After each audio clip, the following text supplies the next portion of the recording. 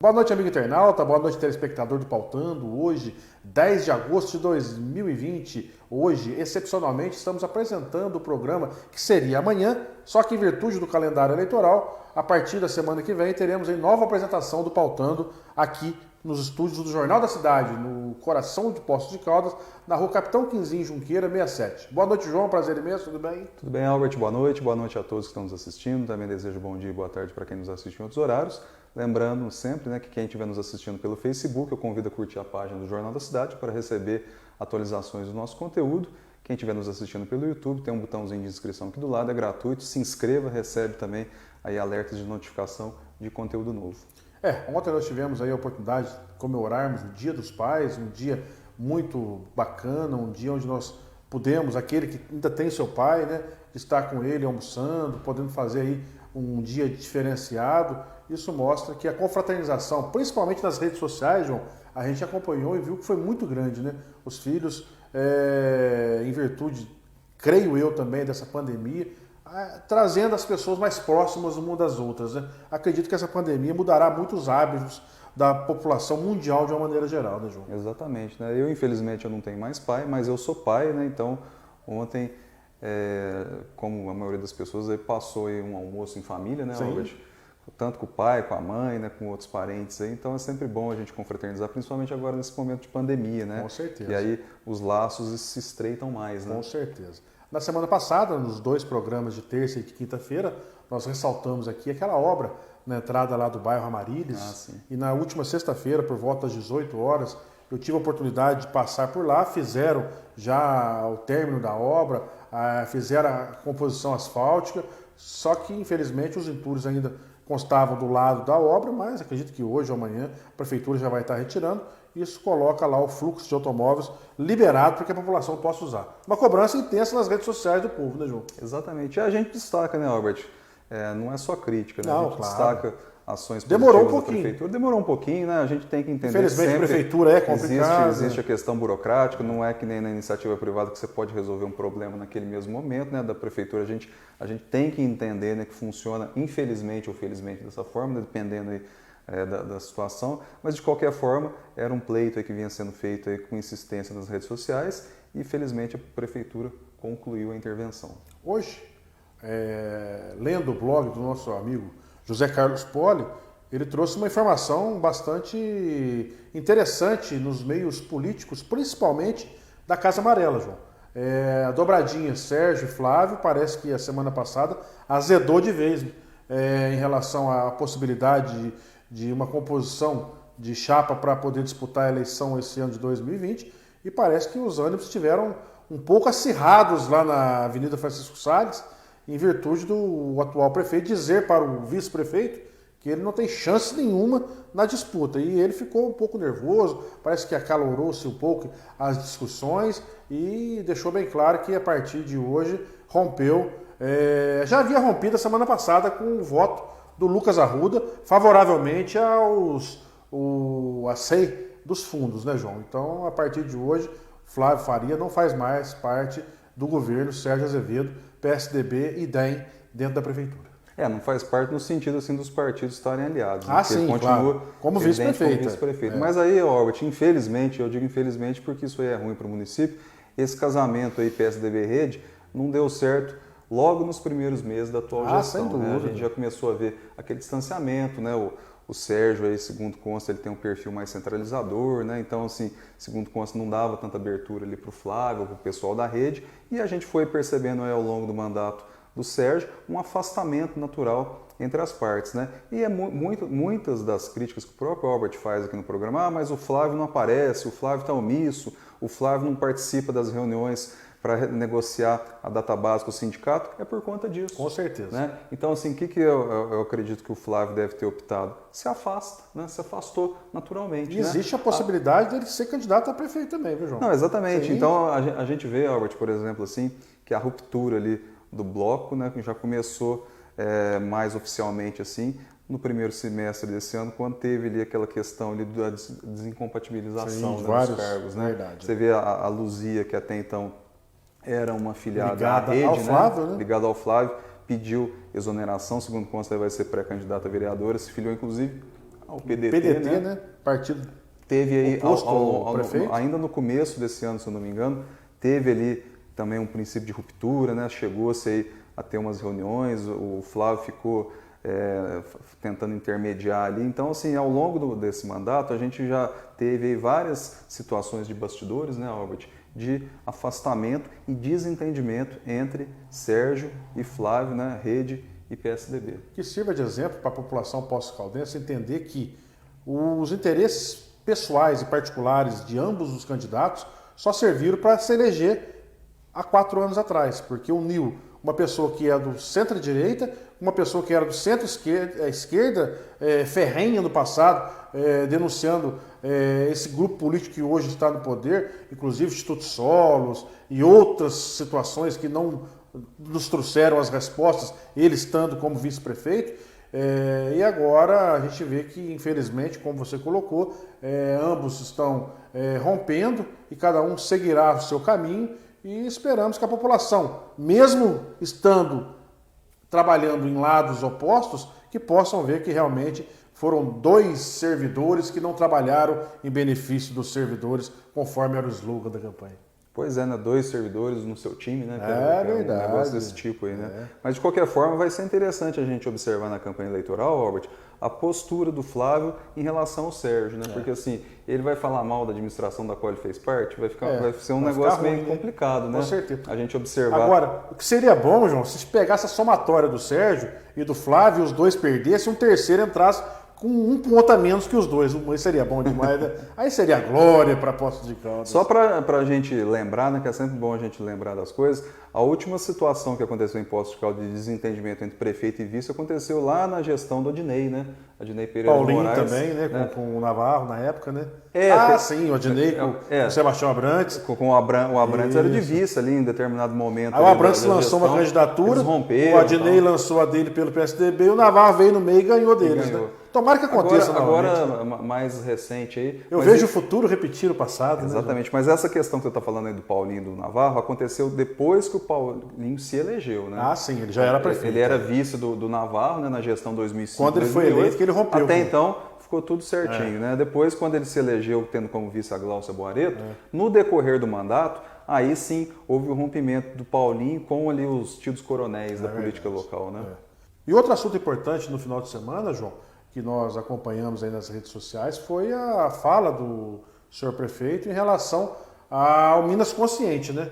Dizendo que Poços de Caldas permanecerá momentaneamente na onda amarela, né? Não sugerido pelo Estado que a região nossa aqui seria a onda vermelha, né? A micro-região, né, de Poços de Caldas foi sugerido que ficasse na onda vermelha, não é isso? Mas aí o prefeito optou em permanecer na amarela. Se tivesse regredido para a onda vermelha, voltaria ali aquele período ali, né, dos 40 dias em que a cidade ficou praticamente fechada, né, só funcionando serviços essenciais, né? E desde aí do dia 1º de maio, a cidade está funcionando aí com serviços também não essenciais, né? Ainda não são todos que estão disponíveis, segundo consta, para se migrar para a onda verde, né, que seria a abertura total aí do comércio e das demais atividades econômicas, teria que passar um prazo de 28 dias, né? Então, teoricamente, seria só em setembro. Só em setembro, né? Diferentemente de Pouso Alegre, né? Que ontem chegou a 1000 casos aquela cidade, né? A gente fica também preocupado com a nossa região, porque os números estão aumentando cada dia mais, né, João? Poços de Caldas atingiu 500, né? Até acho que na sexta-feira, se eu não me engano, tinha dado 500. Depois eu não, sinceramente, eu não vi ainda o boletim, se teve boletim sábado e domingo. Às vezes tem, às vezes não tem. De qualquer forma, vamos pôr aí que completou seus 500, mas a gente tem que também, Albert, lembrar que muito dessa escalada de casos se deve também ao aumento do número de testes, né, que está sendo feito, né? E a gente tem também, né, aí um aumento diário de casos aqui em Poços, né? E também tem um aumento aí de pacientes recuperados, Com certeza. Então eu acho que são aí mais de 300 pacientes recuperados nesse momento, né? E para 500 confirmados, então já é um número bom, número assim que eu acho que é bem razoável. Vamos torcer para que tudo dê certo, né? Que os cientistas possam já descobrir o mais rápido possível essa vacina, para que a gente volte à nossa vida normal, porque da forma que está, Muitos estão passando dificuldades aí, principalmente em cidades turísticas igual Poços de Caldas, que ficou mais provado do que nunca, né, João? Que aqui mais de 60% da receita Poços Caldense é oriunda do turismo. Né? Eu acho que assim, seria um baque muito grande, Albert, Poços ter que regredir para a onda vermelha, né? Eu acho que aí realmente ia ser a pá de cal no negócio, né? Eu acho que você vê nesse primeiro semestre, considerando janeiro a junho, foram 4.500 empregos fechados, né? O saldo negativo, né? 4.500 empregos. Então é aquela conta que a gente fez. Você imagina, você considera aí que cada família, né, tenham 4 pessoas pelo menos. São quase 20 mil pessoas um número, passando dificuldade, né, João? Não tem o que dizer, né? E a gente não sabe se houve reposição, né? Ou seja, se a pessoa conseguiu um outro emprego, né? Então, a pessoa só se foi formal, né, João? Porque formal, pelo CAGED, não tem nada. E a gente percebe, né? Exatamente, e a gente percebe que a maioria dessas pessoas aí está sobrevivendo simplesmente com o seguro-desemprego. Sem dúvida. Vamos chamar um breve intervalo. Retornaremos dentro de 30 segundos com o Pautando, a versão online da coluna de bastidores do Jornal da Cidade. Pampa tem o melhor combustível para o seu carro e a melhor estrutura para cuidar do seu veículo, de você e da sua família. Com conforto e aquele atendimento único. Posto Pampa, com você onde você estiver.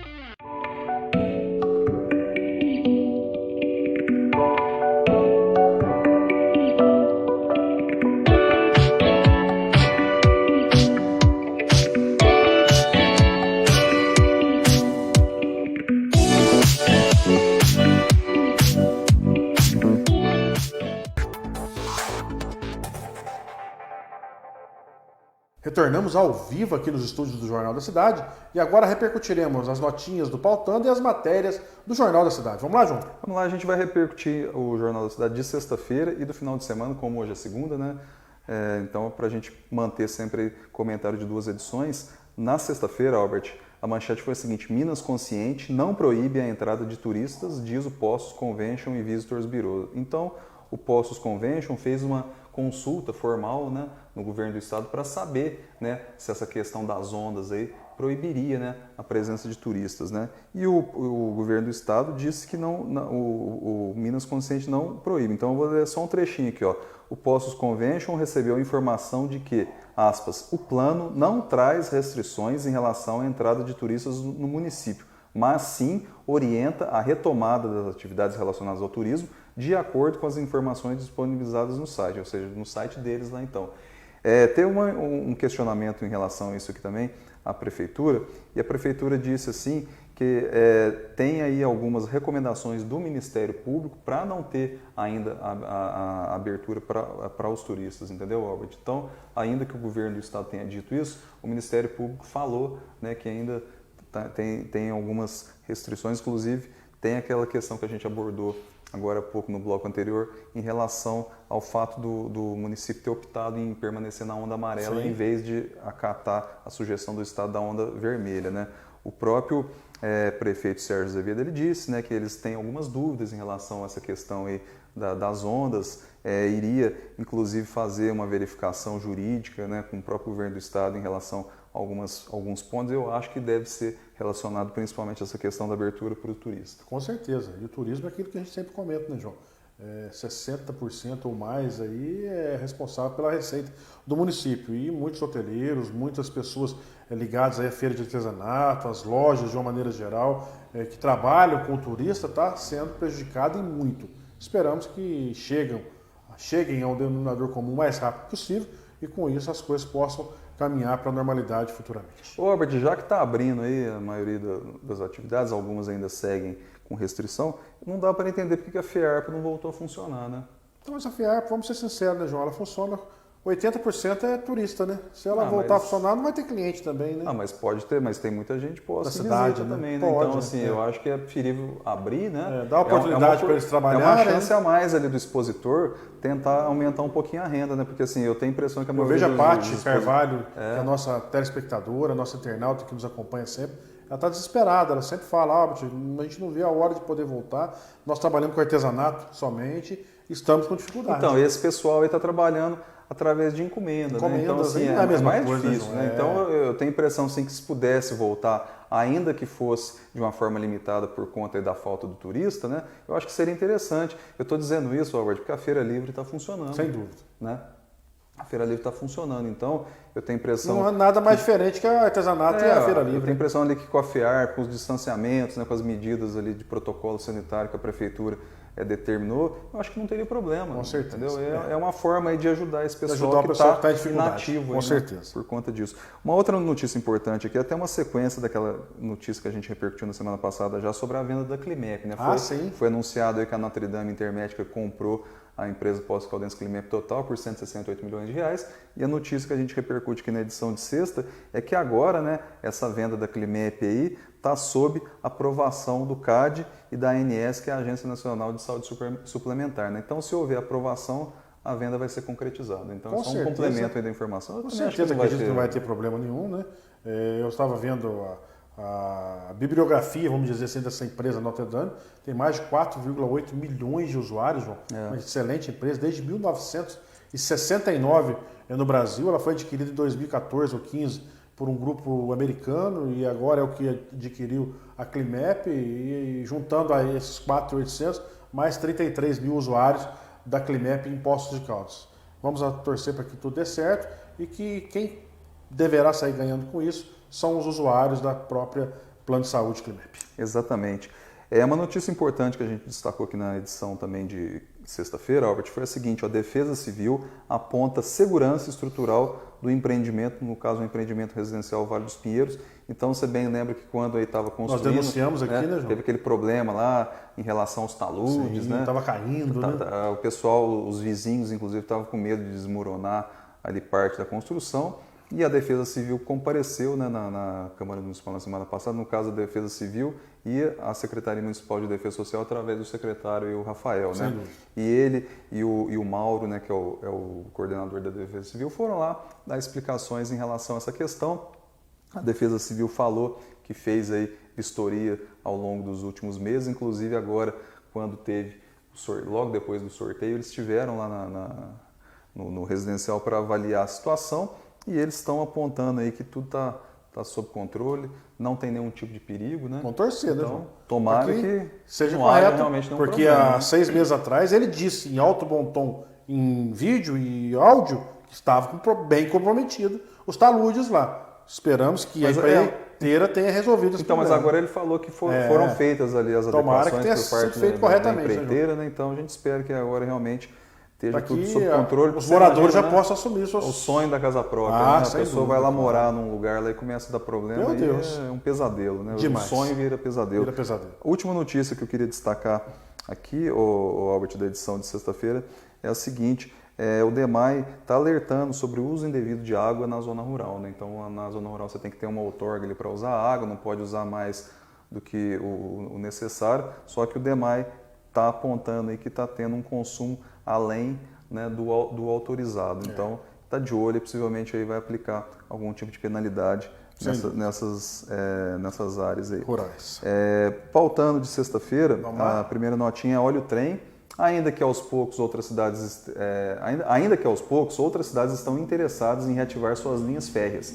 Em recente visita do vice-governador de Minas, Paulo Brant, representantes da Prefeitura de Varginha já sinalizaram a intenção. O percurso contido no antigo Plano Nacional de Viação, por exemplo, que ligaria São Paulo e Belo Horizonte, é um importante instrumento de desenvolvimento das cidades incluídas, até porque seria mais uma forma de escoar a produção até o Porto de Santos. Então, Varginha, que não é idiota nada, né? Inclusive tem lá o Porto Seco, já percebeu esse novo filão aí, né? Sem dúvida. A sequência olha o Trem 2. Com o novo Plano Estratégico Ferroviário de Minas, que aproveita parte do projeto antigo, Poços de Caldas não pode se contentar apenas na reativação do trem turístico com Águas da Prata, mas também lutar para estar interligada, como forma de desenvolver o turismo, comércio, indústria e serviço. Então, esse novo plano aí estratégico ferroviário que está sendo desenvolvido aqui em Minas, né, prevê todas essas questões, e Poços de Caldas tem que estar incluído. Tem que estar inserido, né, João? Acho que Poços de Caldas... Não só pela questão turística, mas também pela questão de escoamento. Já existe a possibilidade do trem de passageiros retornar Poços Campinas. Isso aí já é um grande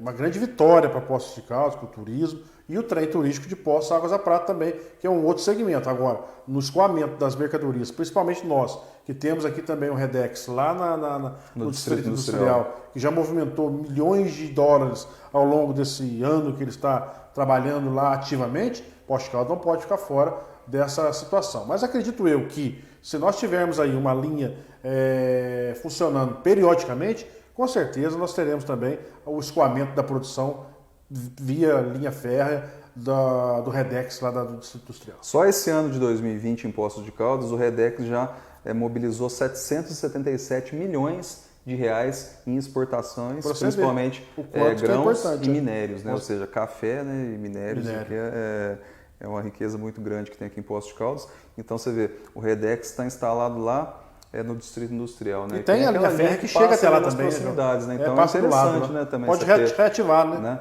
É interessante todos esses pontos aí para escoar a produção com mais facilidade, né? Porque a gente sabe e mais barato, né, João? E mais barato, porque a gente sabe, por exemplo, né, Albert, que cidades como Extrema e Pouso Alegre, elas têm uma grande vantagem em relação às demais cidades do sul de Minas, porque elas estão ali às margens da Fernão Dias, né? Então escoa, né, a produção com mais facilidade, né? Poços de Caldas não tem essa localização, mas pode compensar de outras formas, especialmente com a reativação aí da linha férrea. Com certeza. A próxima notinha é C1. Os membros da Comissão Especial de Inquérito dos Fundos Municipais, aberta na Câmara Municipal, terá como presidente o vereador Paulo Tadeu. Os demais membros da SEI são os vereadores Antônio Carlos Pereira, Álvaro Canhani e Gustavo Bonafé. Pode ler a sequência? Claro. Para a gente comentar?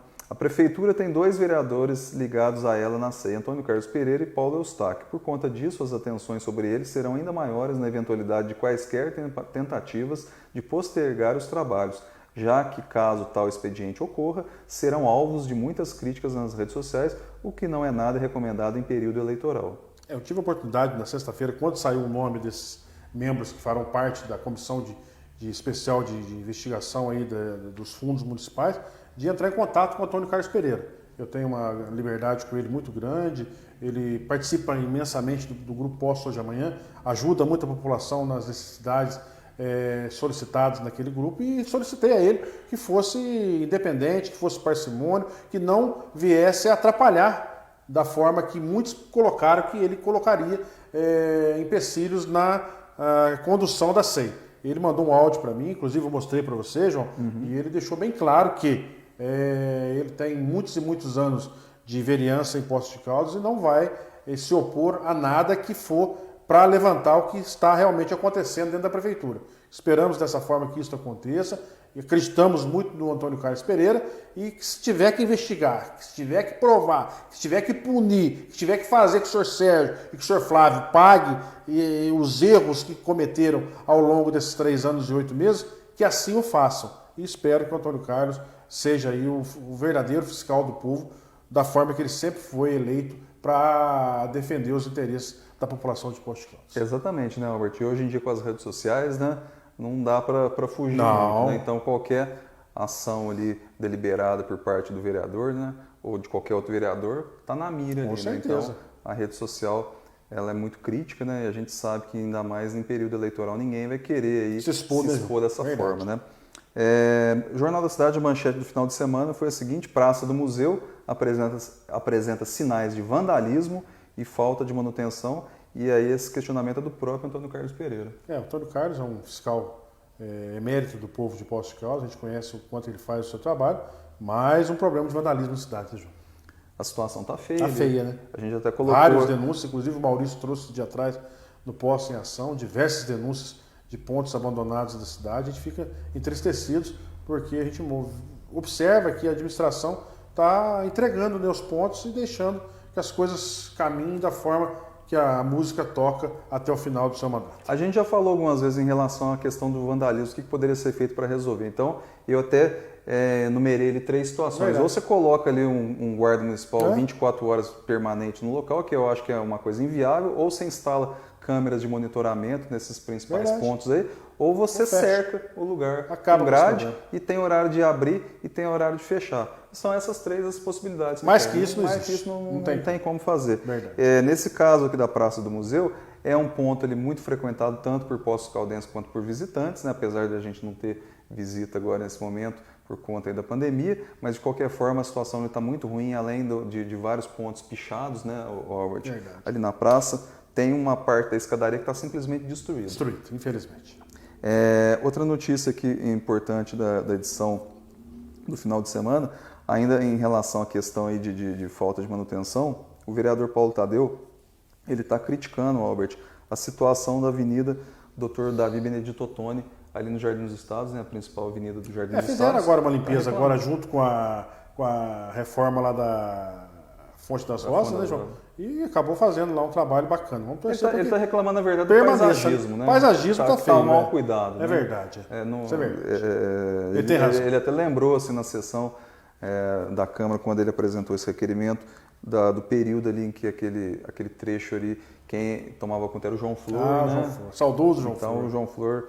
E ele cuidava ali com muito, né? Nossa, cuidado, carinho, né? Eu sempre passava por ali, porque eu moro ali no Jardim dos Estados, então a gente sempre via, né, o cuidado que a praça muito grande, João. Recebia.